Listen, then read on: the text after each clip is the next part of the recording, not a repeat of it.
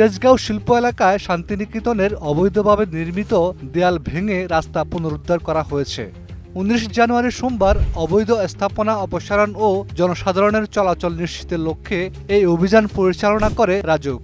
অভিযানে নেতৃত্ব দেন রাজউকের নির্বাহী ম্যাজিস্ট্রেট মোহাম্মদ লিটন সরকার।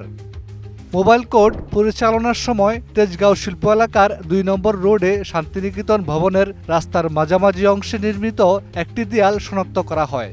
দীর্ঘদিন ধরে এই দেয়ালের কারণে এলাকাবাসী চরম ভোগান্তিতে পড়েছিলেন এবং যানবাহন চলাচলেও সমস্যার সৃষ্টি হচ্ছিল।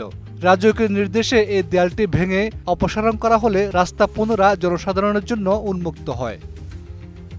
এ সময় রাজউক জানায়, রাজধানীতে পরিকল্পিত নগরায়ন নিশ্চিত করতে অবৈধ স্থাপনা উচ্ছেদ এবং ভবনের বেপরোয়া ব্যবহার রোধে নিয়মিত তদারকি করা হচ্ছে। বিশেষ করে অনুমোদনহীন বাণিজ্যিক ব্যবহার, রাস্তা দখল ও অনুমোদন বহির্ভূত নির্মাণের বিরুদ্ধে নিয়মিত মোবাইল কোর্ট পরিচালনা অব্যাহত থাকবে।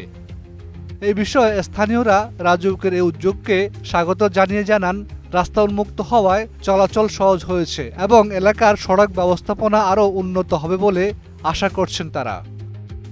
Desk report, 21 television.